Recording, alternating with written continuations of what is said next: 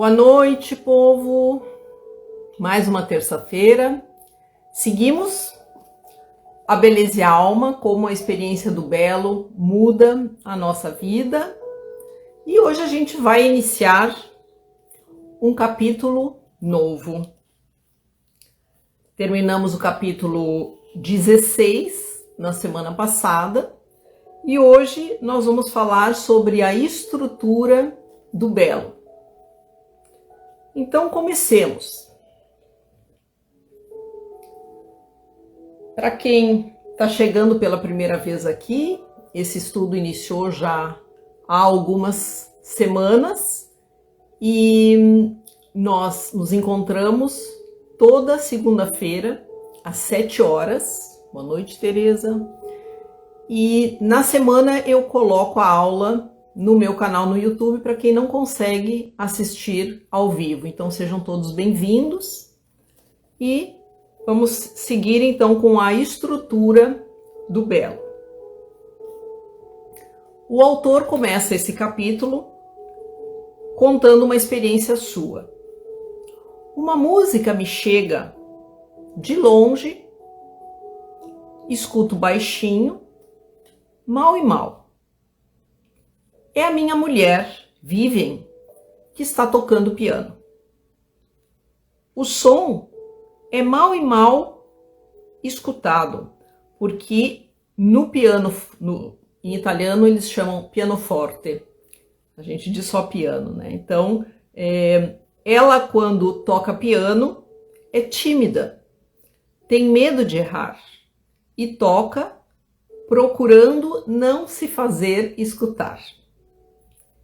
Eu preciso aguçar as minhas orelhas. Me parece que conheço o trecho que ela está tocando, ou talvez eu deveria dizer que ela está procurando tocar. Ela toca novamente, experimenta de novo, de uma forma mais lenta. Um pouco eu escuto e um pouco o som desaparece no silêncio. Depois me dou conta de que é uma invenção a duas vozes de Bach. Eu conheço esse trecho, o escutei inumeráveis vezes em outras ocasiões. Vivian sabe tocar bastante bem, mas neste trechinho ela ainda tem um pouco de dúvida. Está aprendendo e, portanto, é necessário que ela o repita mais vezes. Mas é justo isso o belo, porque eu escuto o trecho de Bach que pouco a pouco vai tomando forma e é como reconhecer uma música amiga, uma música que amo. Neste momento, me parece até mesmo mais bela do que quando a escuto enquanto é tocada por um concertista de talento. Então ele vai falar aqui de como se constrói o belo. E ele deu esse exemplo da mulher tocando um pedacinho de uma música na qual ela ainda não tem totalmente certeza de estar tocando bem. Então ela vai fazendo essa construção e o que para ele parece interessante, porque ele diz que é como se a música fosse ganhando vida. Subtítulo: A revelação gradual da beleza. Por qual motivo escutar esse trecho tocado com incerteza, interrompido, testado novamente, talvez com alguns erros, apenas pouco audível? Por que isso faz com que eu aprecie ainda mais a beleza? Certamente porque eu gosto da Vivian. Mas a razão principal é uma outra. O trecho musical me é revelado em modo gradual, como se eu estivesse diante de uma paisagem que pouco a pouco surge a partir da neblina. como a lua que aparece lenta entre as nuvens. Existe curiosidade, depois espanto, diante desta música que pouco a pouco vou reconhecendo. Escutá-la tomar forma, pouco a pouco, trecho por trecho, faz com que eu a aprecie ainda mais. Penso no trabalho de George Balan, o fundador da musicosofia, que é uma forma de meditação musical para aprender a apreciar a música em modo mais profundo e completo. Ele nos convida a escutar um trecho de música mais e mais vezes e a identificar os temas principais e a estrutura profunda. Goethe dizia que a arquitetura é música petrificada. Per Balan, a música é arquitetura liquefata. Identificar a estrutura interna ajuda, para além da efêmera reação emotiva, a perceber mais facilmente a beleza. A beleza verdadeira não é aquela manifestada, mas é a estrutura interna da obra que pouco a pouco se aprende a reconhecer. Existe uma forma musical que, mais do que qualquer outra, ajuda justamente nisso. É a variação. O compositor escolhe um tema que às vezes não foi nem mesmo inventado por ele. E depois ele começa a liberar a própria criatividade sobre esse tema e reescreve o mesmo tema em várias formas. Beethoven, por exemplo, começou por um tema bastante banal que um músico alcoólatra chamado Anton Diabelli tinha dado a ele e a outros músicos, pedindo justamente que escrevessem variações desse tema. Beethoven elaborou 33 variações, cada uma com um estilo e uma atmosfera diferentes. Uma das variações até mesmo tinha o objetivo de simbolizar um bêbado que não consegue ficar sob os pés, resbalando a cada passo que dá. Ou seja, o próprio criador do tema, que se chamava Anton Diabelli. Beethoven te faz atravessar um mundo depois de outro, explorando toda a gama de sentimentos e possibilidades humanas, desde aquelas mais terrenas até o sublime metafísico. Com frequência, para as crianças, as variações musicais agradam muito. São para elas uma maneira mais interessante de compreender a música. Me lembro de quando meu filho Emílio, à época com 5 anos, tinha recém começado a estudar violino. O seu professor tocou para ele o tema de "Ha vos dirige maman", que é mais conhecido para nós contemporâneos como a canção Twinkle, Twinkle Little Star.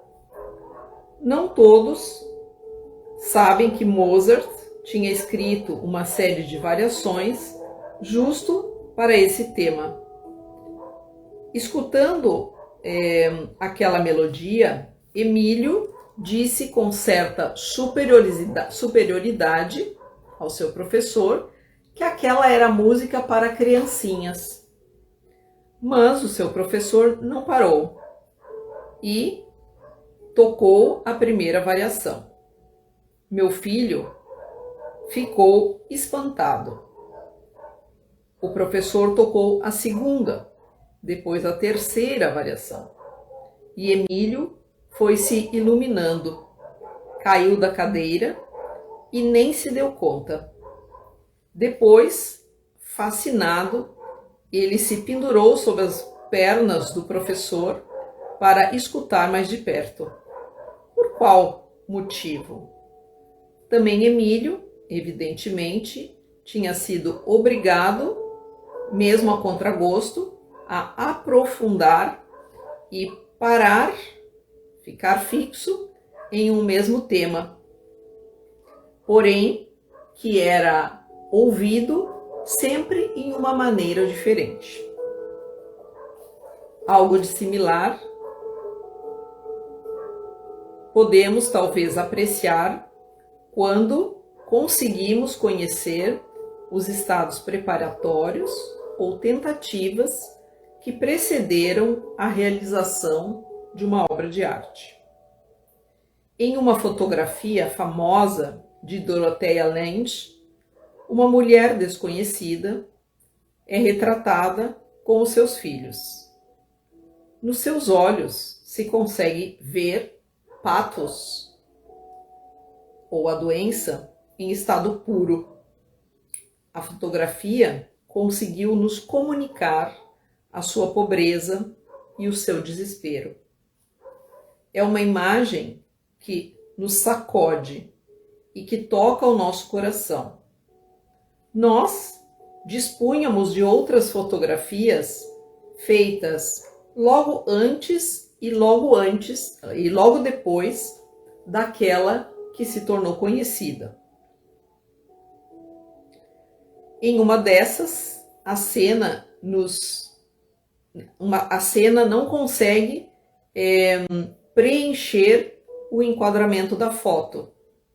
Em uma outra, a expressão da mulher é mais distraída, ou seja, as fotos que foram tiradas, seja antes quanto depois, não eram tão boas quanto aquela que ficou conhecida. Porém, vê-las todas juntas nos faz compreender melhor por que aquela foto conseguiu captar tão bem o estado da mulher. E o mesmo acontece quando temos à disposição versões que precedem uma poesia, ou mesmo rascunhos preparatórios para um afresco ou para um quadro. Esses estudos nos fazem compreender melhor como foi construída a beleza. É um pouco como se nós fôssemos obrigados a perceber uma música, ou um quadro, ou uma paisagem em uma maneira diferente, mais lenta e raciocinada.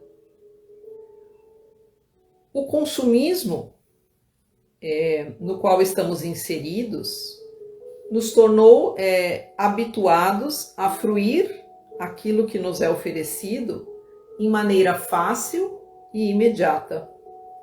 Nos obriga a engolir tudo em uma só bocada.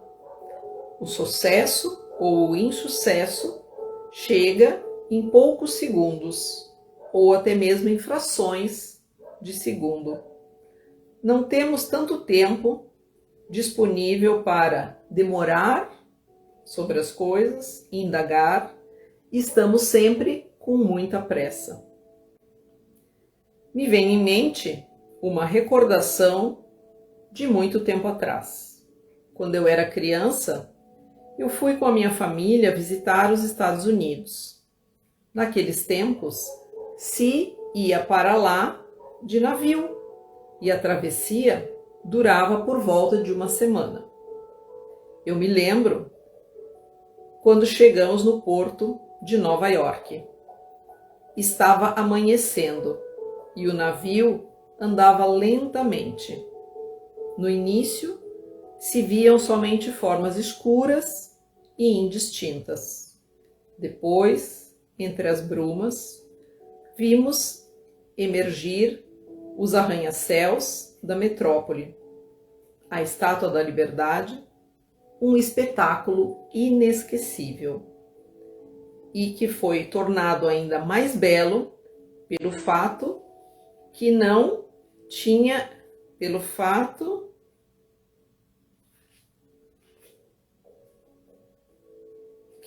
acontecido de repente.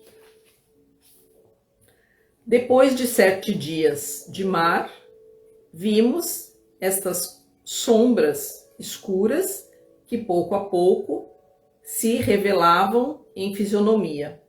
Gradualmente se apresentava aos nossos olhos o cenário de um sonho. Ou seja, a gente consegue imaginar o que tenha sido essa cena, essa família chegando a Nova York de navio no amanhecer.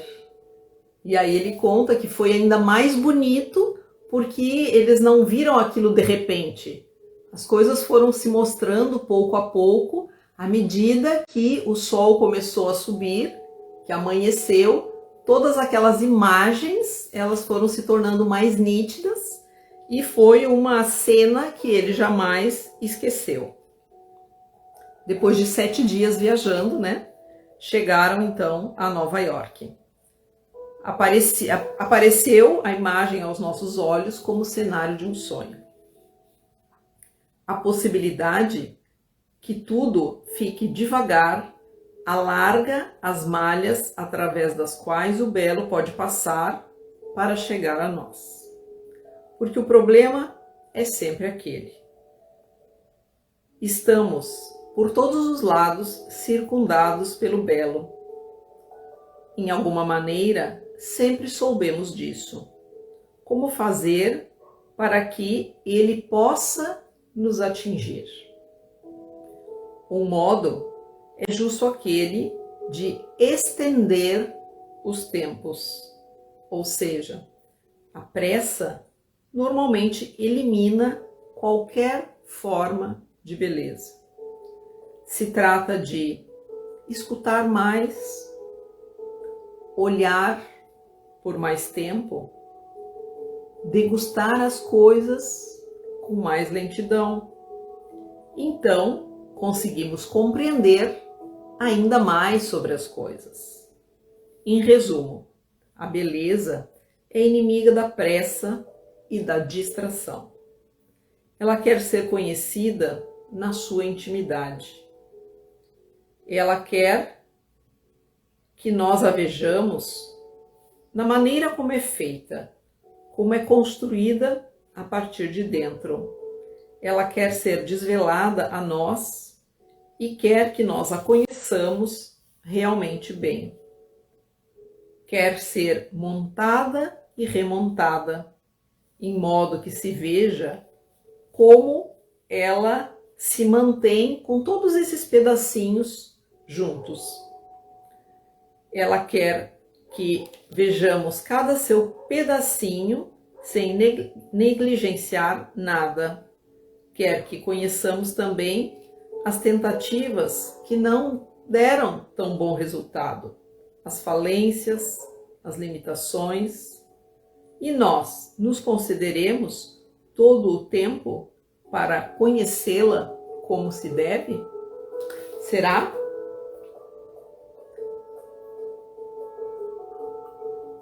Será que nós temos nos dado esse tempo necessário para perceber a beleza das coisas?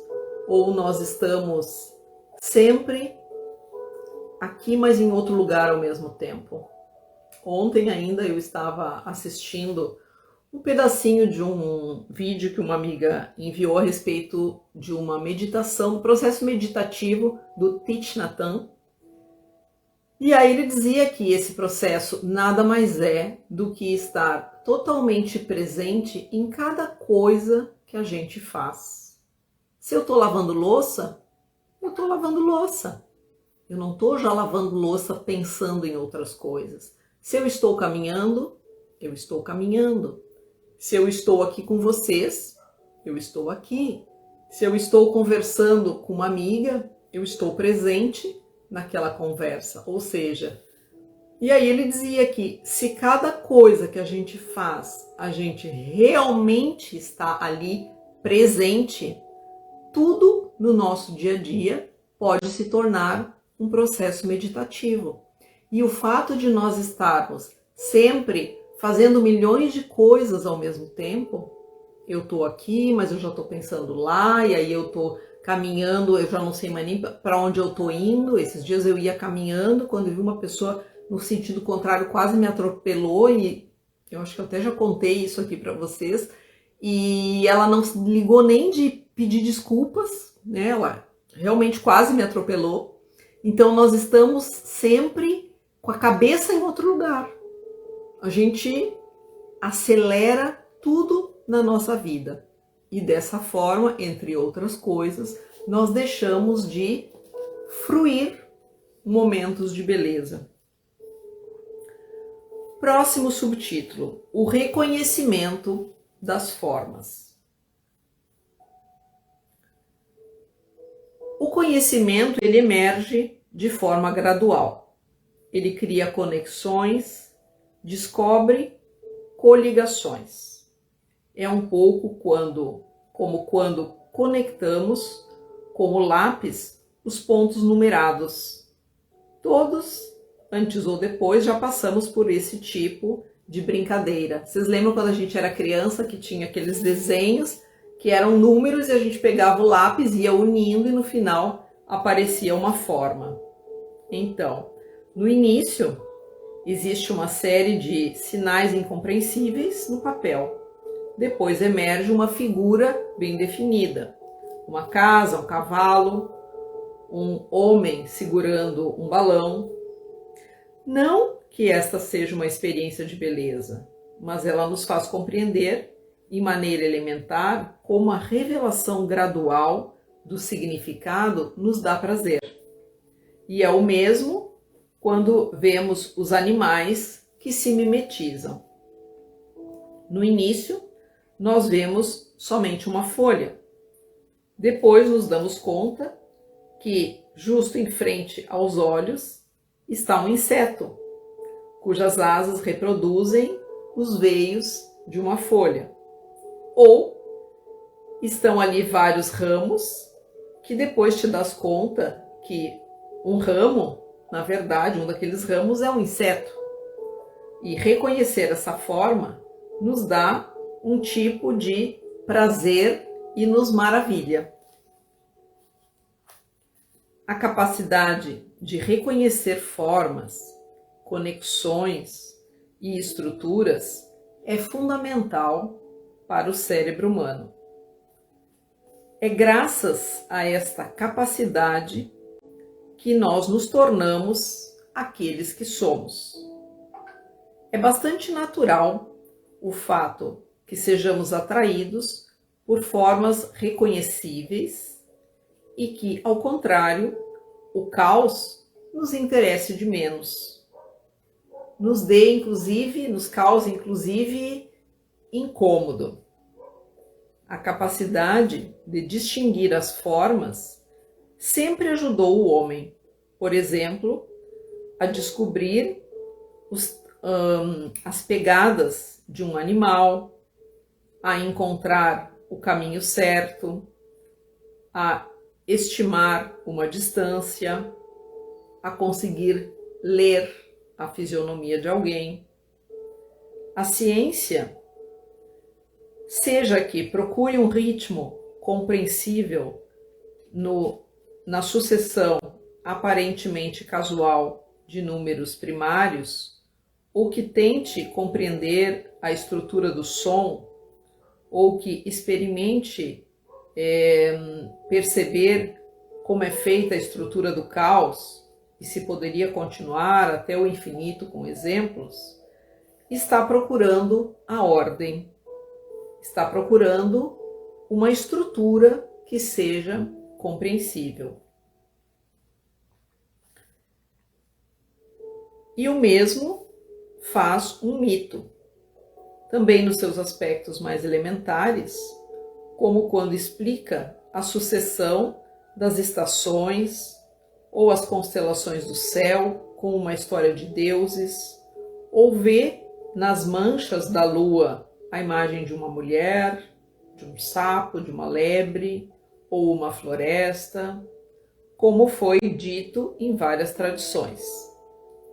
Também o adivinho, que vê nas folhas de chá depositadas no fundo de uma xícara um avião, uma borboleta ou a letra J, ele está procurando uma forma que seja coerente. No prazer do reconhecimento, que vê uma forma coerente onde antes só tinha caos, o neurologista Vilayanur Ramachandran vê um princípio fundamental da experiência estética. De acordo com ele, a resolução de um problema perceptivo nos gratifica, graças a uma reação do sistema límbico. O belo, em resumo, não é um dado evidente. O belo é uma descoberta. No programa de pesquisa de uma forma de inteligência extraterrestre, não se faz outra coisa do que aplicar o mesmo princípio. Se procura encontrar uma estrutura coerente nas ondas que vêm do universo e que são captadas pelos radiotelescópios. Tem algum som que tenha uma ordem ou uma coerência? Poderia significar a presença de uma mente inteligente no cosmos. Estrutura é igual a significado, que é igual a mente, que é igual a vida. A beleza não é sinônimo de estrutura coerente e de informação. Existem estruturas que são banais e repetitivas. Porém, com frequência, as formas da natureza, além de ter uma própria coerência e uma ordem própria, são belas. Existe um livrinho intitulado Li. É uma palavra chinesa que significa mais ou menos forma dinâmica e se refere às formas que podem ser encontradas na natureza. O livro é cheio de ilustrações em preto e branco destas formas. E são anfractos, que significa formas que têm sinuosidades e também curvaturas. Também são formas como as impressões digitais ou os meandros do cérebro, os ângulos e os cantos, nos cristais e nos flocos de neve. As ramificações nos rios, nas árvores, nas algas, nos neurônios. Os círculos concêntricos em rochas como a ágata ou na propagação das ondas. As linhas de quebra na lama seca ou na rocha. As formações feuciformes, como os cristais de gelo e alguns fósseis. Os labirintos, como nos redemoinhos de água ou em alguns cristais. As formações que parecem uma rede, como nas asas da libélula ou nas teias de aranha. E também as formas das nuvens, que podem ser em espiral, em forma de polígono. As ondas, como na areia das dunas, no deserto, formadas por ventos. As manchas, como a pele de leopardo, ou de algumas rãs e sapos, ou insetos, ou também nos ovos de alguns pássaros. e muitas outras ainda. Esse livro serve para nos fazer entender o quanto estejam presentes na natureza formas de enorme variedade e, com frequência, são de grande beleza. E como a nossa mente ame ficar parada, com o olhar parado, sobre essas formas. Então a gente só pode imaginar a beleza desse livro, né, que traz fotos em preto e branco de essa imensa variedade de formas que ele trouxe aqui, né, e que se repetem na natureza. Às vezes, descobrimos a beleza nas formas mais impensadas. Um dia eu fui retirar uma radiografia da mão do meu filho Jonathan. Eu saio do hospital e, enquanto estou caminhando pela rua, abro o envelope. Olho a radiografia em transparência e ela aparece para mim mostrando a estrutura invisível da mão. Eu permaneço encantado pela sua beleza diáfana, tanto que eu me esqueço de olhar o diagnóstico dado pelo médico. Se vê claramente a mão, todos os ossinhos que a compõem, tanto os dedos quanto o corpo, onde os ossos se assemelham a pequenas ilhas independentes, como se boiassem no espaço. Toda a mão, a sua estrutura arquitetônica, é de uma elegância primorosa. Ou seja, isso nos faz pensar a respeito de um olhar que busca o belo, que quer ver o belo, curioso sobre o belo. Então ele consegue olhar para uma radiografia e ver a forma da mão do filho em seus detalhes como algo de uma elegância primorosa. São olhos treinados para ver a beleza. É provável que todas as radiografias de uma mão sejam belas, diz ele. Mas agora penso ao fato de que Jonathan toca piano e ele toca muito bem. A sua especialidade é realmente toque, que ele consegue regular com grande precisão e sensibilidade.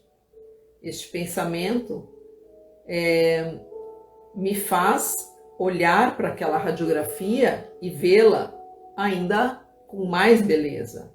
É um pouco como se o segredo do seu toque viesse da delicadeza daqueles ossinhos tão precisos e bem organizados. Me parece uma obra de arte, de engenharia. Não somente a mão de Jonathan, pensando bem, mas a mão humana em geral. Penso que ela contém em si a nossa evolução. Para nós humanos, únicos entre os primatas, o dedão está em oposição aos outros dedos.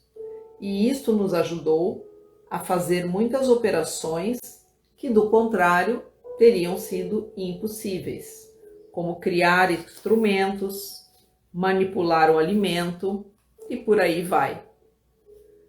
O que, por sua vez, estimulou a nossa inteligência prática e determinou o salto evolutivo que nos permitiu que nos tornássemos no bem e no mal plenamente humanos. Penso também a quantas diferentes atividades possa se dedicar a mão humana. Acariciar, apertar, dar prazer ou dor, escrever, modelar argila, cinzelar, que seria fazer um trabalho no metal, para depois fazer uma gravura em metal, desenhar, operar como cirurgião ou transmitir energia benéfica através das mãos, o reiki, diksha, enfim, o passe, cozinhar, fazer truques de magia. Nessa imagem de raio-x estão contidos milhões de anos da nossa evolução e da nossa inteligência. Então é interessante quando a gente olha para questões que podem nos parecer no primeiro momento tão banais, né? Quantos de nós será que param para olhar para a própria mão e pensar a respeito disso tudo que ele traz aqui, né? Quantas coisas nós podemos fazer com as nossas mãos e quantas coisas nós fazemos nas horas do dia em que estamos acordados e não nos damos conta da beleza que é poder usar as nossas mãos. E esse é só um detalhe, né? Estamos falando da mão, mas poderíamos falar das outras partes do corpo e quanto nós, na maior parte das vezes, não paramos para agradecer pelo milagre que é a vida. Estarmos vivos, estarmos respirando, podermos caminhar, podemos escutar uma música, podermos apreciar a paisagem, que a gente possa sentir as texturas das coisas, que a gente possa sentir o gosto das diferentes comidas. Então são coisas aparentemente tão simples, mas que tornam a nossa vida muito rica, se nós temos esse olhar a respeito das coisas. E aí ele pergunta: todos esses pensamentos intensificam a minha experiência a respeito do belo? Talvez. Mas aquilo que mais me impacta é que, olhando essa radiografia,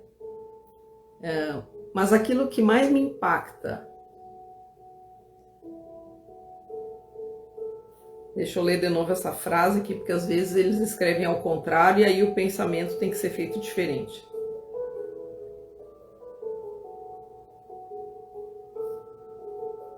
Aquilo que mais me impacta, olhando essa radiografia em sua estrutura invisível da realidade, é que ela me transporta para um mundo irreal, um mundo de fantasmas, que é também um mundo de pura harmonia. É necessário dizer isto da fotografia científica, que ela não é feita com a intenção de surpreender, dar prazer ou evocar qualquer emoção, mas somente de mostrar a realidade. E é como se essa falta de esforço da parte do fotógrafo o tornasse livre no seu trabalho de documentar a realidade assim como ela é. Fotografias de conchas, flores, folhas, estruturas, cristais, tecidos e células, planetas e galáxias. E aí nós vamos para um outro subtítulo: a beleza escondida no mundo.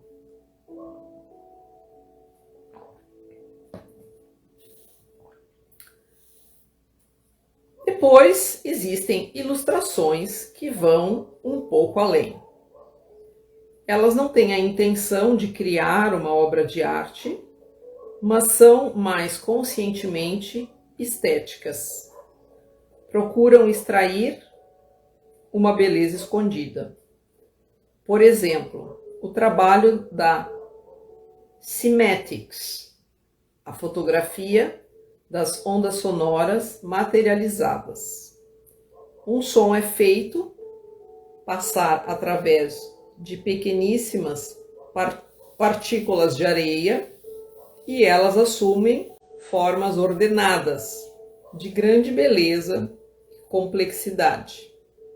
Ou o estudo fotográfico dos vórtices, nos quais foram fotografadas as formas que a água pode assumir. Fluxos que mudam sempre e que nos fazem compreender, talvez, porque o grande Lao Tse havia visto na água a manifestação mais clara do Tao, ou seja, do divino princípio criador do universo. Me faz pensar também no trabalho desenvolvido por Masaru Emoto, o qual, convencido de que a água reaja em modo diferente a várias solicitações, ele fotografava. Talvez vocês tenham visto aquele documentário já mais antigo, Quem Somos Nós? Nesse documentário foi uma das primeiras vezes em que a gente viu essa experiência do Masaru Emoto. Tinha uma exposição no subterrâneo do metrô e a atriz principal do filme passava por essa exposição. E ali estavam fotografadas as moléculas da água, formando cristais, quando ele fotografava palavras que evocavam, por exemplo, paz, amor, harmonia, beleza. E os cristais, eles se abriam, se deformavam, as formas eram completamente diferentes, feias, quando as palavras evocadas eram guerra, ódio, miséria. Então, aqui ele está falando dessa experiência. Logo depois de tê-la exposta à música de Mozart, por exemplo, ou a palavra paz, ocorre a cristalização instantânea do gelo. E aí ele faz a fotografia. E ele consegue fotografar formas de grande beleza. Enquanto a água é exposta a músicas desarmônicas e ofensivas, ou a palavras que evocam o ódio e o mal, as estruturas cristalizadas aparecem como caóticas e desarmônicas. E depois temos também que mencionar o harmonógrafo, uma espécie de pêndulo que responde às vibrações da música. E aí, aqui entre parênteses, ele colocou: é possível encontrar uma simulação do harmonógrafo na internet, desenhando formas sempre novas, harmoniosas e às vezes realmente estupendas. E eu vou parar por aqui, porque esse pedacinho aqui ele é mais longo, e vou deixar para completar essa parte que fala sobre a beleza escondida no mundo na próxima semana. E agora a gente vai... Deixa eu ver que horas são aqui para ver se eu não me passei no horário. Temos 15 minutos. Tereza me dizendo: Lourenço aqui de novo, vindo incomodar a avó. E aí, Lourenço? Que bom que tu tá aprendendo junto com a avó e tá podendo participar dessa experiência junto com a avó. Eu fico muito feliz que tu tire uns minutinhos também para escutar aí um pouquinho dessas reflexões sobre a beleza. Agora eu vou convidar vocês então para fecharem os olhos, que vocês possam recostar o corpo, acomodar a coluna na cadeira, no sofá ou na cama, onde quer que vocês se encontrem. Relaxando um pouquinho o corpo, tomando uma respiração mais profunda. Inspire e solta, pode soltar um suspiro, solta, relaxa os ombros, solta o corpo. E vai te conectando com a tua respiração, procurando respirar devagar, inspirando, retendo o ar alguns segundos e soltando esse ar num tempo mais longo do que a inspiração. E vai te conectando com o teu mundo interno, vai te dando esse tempo para que por alguns minutos a gente possa exercitar um pouquinho a nossa imaginação,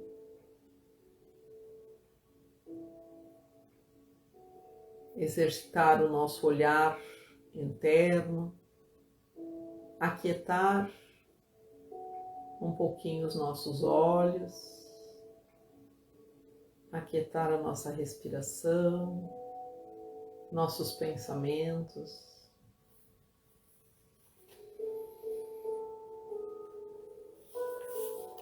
E se vier algum pensamento que não seja coerente com esse momento, deixa simplesmente ele passar, como se fosse uma nuvem. Traz de volta a tua atenção para a respiração.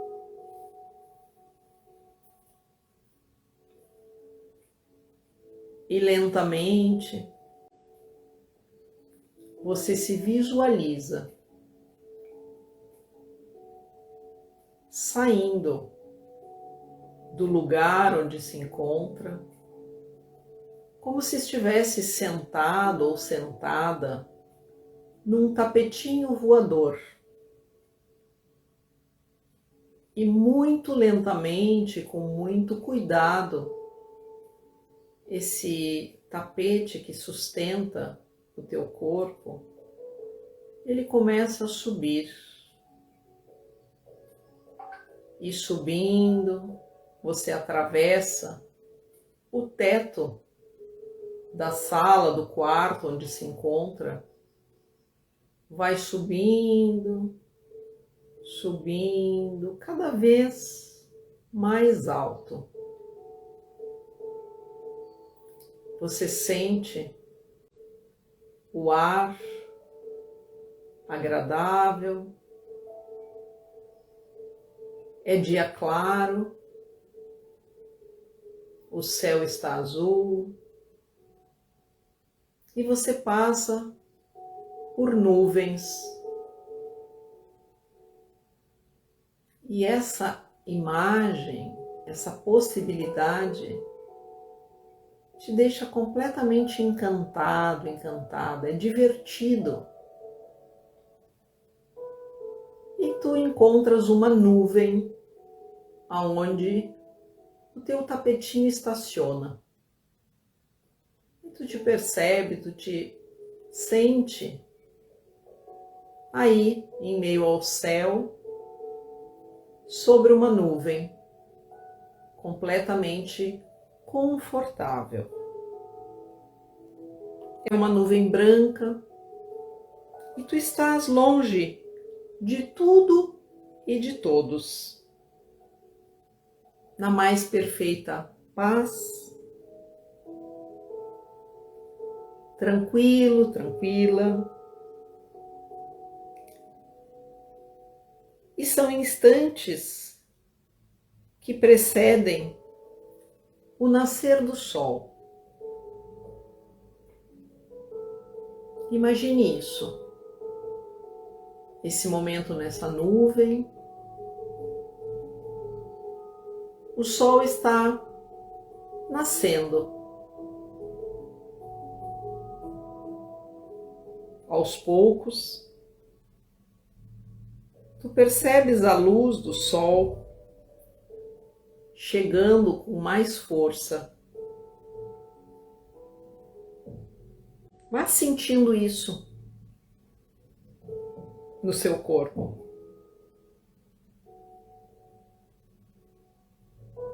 Esse momento em que o calor do sol começa a tomar conta do céu. E tu aí na nuvem, na mais perfeita paz, recebendo esse calor, sentindo no corpo esse calor, sentindo a força dessa maravilhosa esfera de luz, ganhando força, se elevando no horizonte.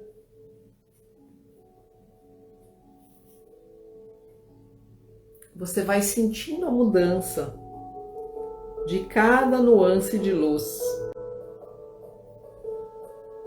e vai vendo a majestosidade do sol.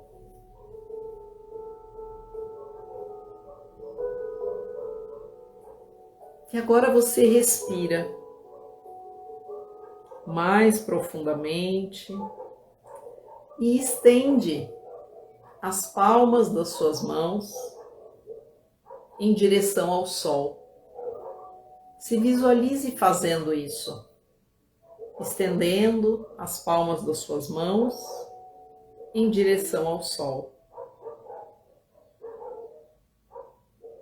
E enquanto você faz isso, você vai absorvendo essa energia dourada pelas palmas das mãos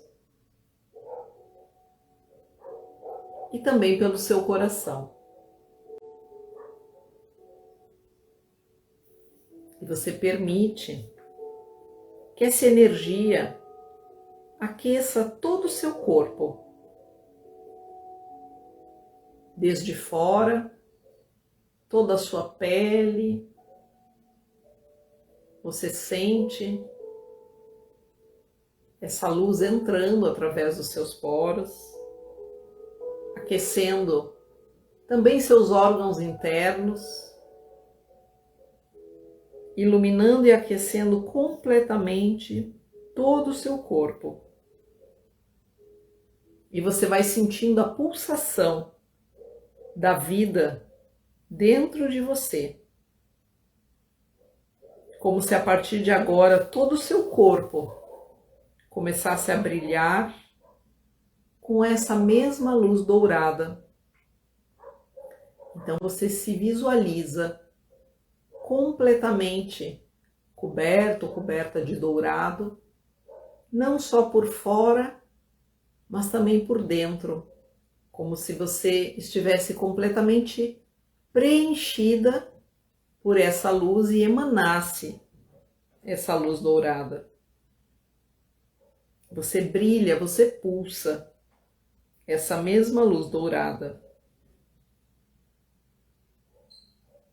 E agora você sente internamente cada célula do seu corpo como se fosse um pequenino sol,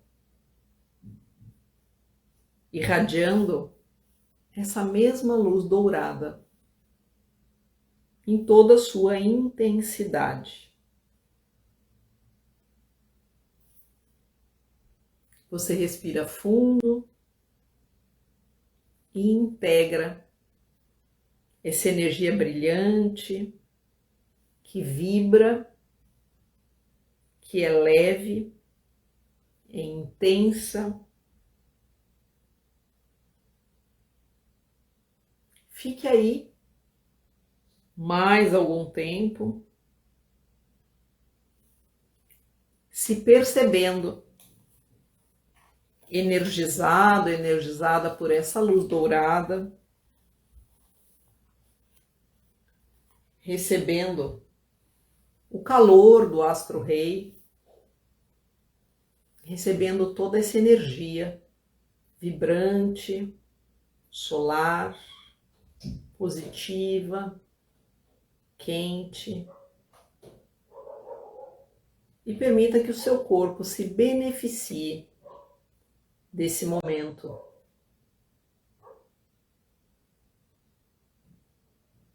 Você se visualiza mais uma vez preenchida internamente por essa luz dourada. Percebe essa luz que a partir de dentro vibra e ultrapassa as fronteiras do seu corpo, iluminando para além do seu corpo, iluminando todo o seu campo áurico. E a partir de agora, você começa lentamente a tomar o caminho de volta. Você vai lentamente deixando essa nuvem e seguindo no seu tapetinho voador. Você vem descendo por entre nuvens, pelo céu azul. Vai descendo cada vez mais, perdendo a altitude. Descendo, descendo, descendo, até que você visualiza o teto da sua casa, do seu prédio. Você entra e você estaciona novamente aí na sala da sua casa ou na peça onde você está assistindo a esse estudo. Você se acomoda aí na cadeira, na poltrona, sofá. Você voltou, mas você trouxe junto essa luz dourada. Então se perceba mais uma vez, antes de abrir seus olhos, envolto ou envolta nessa luz, que preenche seu corpo, mas além dele, atravessa e preenche também toda a extensão do seu campo áurico. De forma que todos aqueles que entrarem em contato com você agora também receberão essa luz, também serão beneficiados por esse momento de bem-estar, de vibração interna que extravasa, que se expande. Então, devagarzinho, no seu tempo, você pode abrir os seus olhos.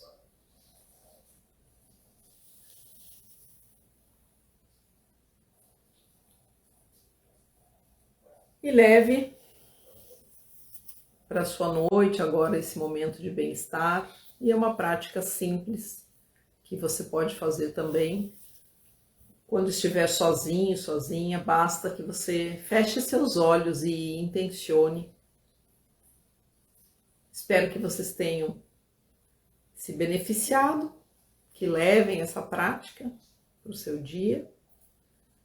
E se quiserem deixar um recadinho para mim de como foi a prática de hoje, se vocês estão gostando do estudo, eu sempre gosto de saber como foi a experiência. Então, desejo a todos uma boa noite, um bom descanso. E na próxima segunda-feira, às 7 horas, daremos continuidade para o nosso estudo. Um beijo, um abraço, uma boa noite. Nos vemos na próxima segunda-feira. Tchau, tchau.